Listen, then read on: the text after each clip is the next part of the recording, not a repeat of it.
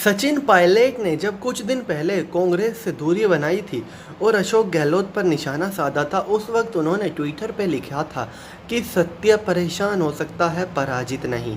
और अब जब वो वापस कांग्रेस में चले गए हैं, कांग्रेस के बड़े नेताओं ने उन्हें मना लिया है, तो उनका यही ट्वीट उनके लिए सबसे बड़ी ट्रोलिंग की वजह बन रहा है। इस ट्वीट की वजह से सचिन पायलट को भर भर के ट्रोल किया जा रहा है और इस ट्वीट को रीट्वीट करते हुए लोग कह रहे हैं कि सत्य परेशान हो सकता है और शाम को घर भी आ सकता है।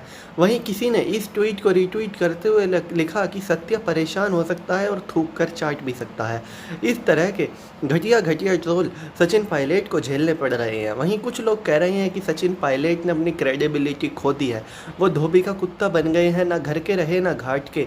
जिस घाट पे वो जाना चाहते थे वहाँ पहुँचने के लिए उनके पास पर्याप्त संख्या नहीं थी, और अब जब वापस घर में आए हैं तो घर में कभी भी वो इज्जत नहीं मिलेगी जो पहले मिलती थी।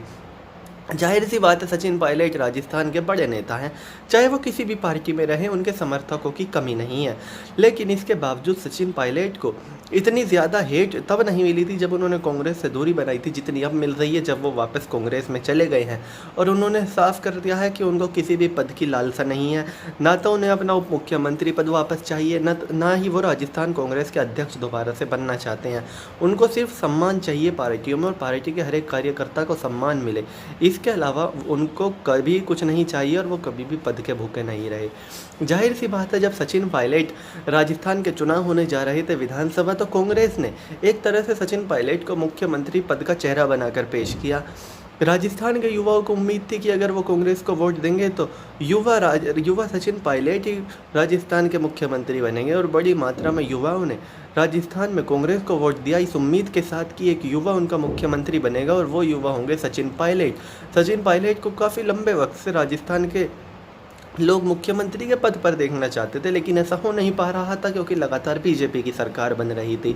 अंत में एक तरफा कांग्रेस को बहुमत के करीब पहुंचाकर जनता ने अपनी जो मंशा थी वो साफ जाहिर कर दी कि वो सचिन पायलट को ही मुख्यमंत्री देखना चाहते हैं। लेकिन इस बार भी जनता को राजनीति का शिकार होना पड़ा, और ये थी पार्टी की अंदरूनी राजनीति।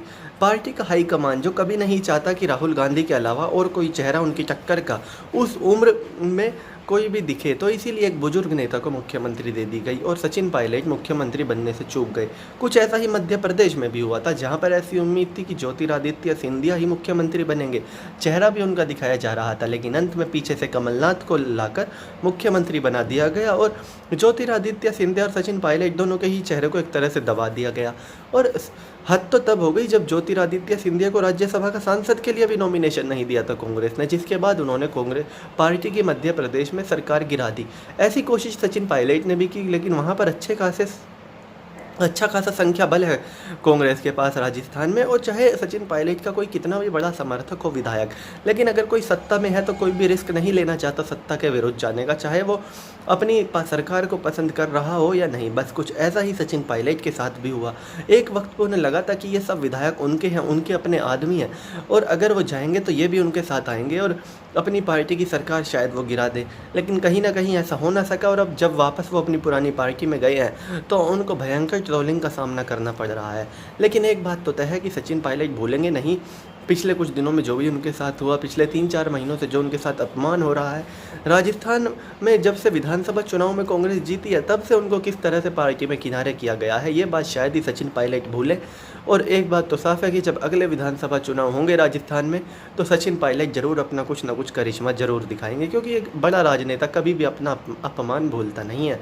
तो चलिए दोस्तों, मैं राहुल चौधरी फिलहाल इस वीडियो के लिए इतना ही। आगे भी इसी तरह की देश दुनिया बॉलीवुड और खेल की तमाम खबरों के लिए बने रहिए मेरे साथ। जय माता दी।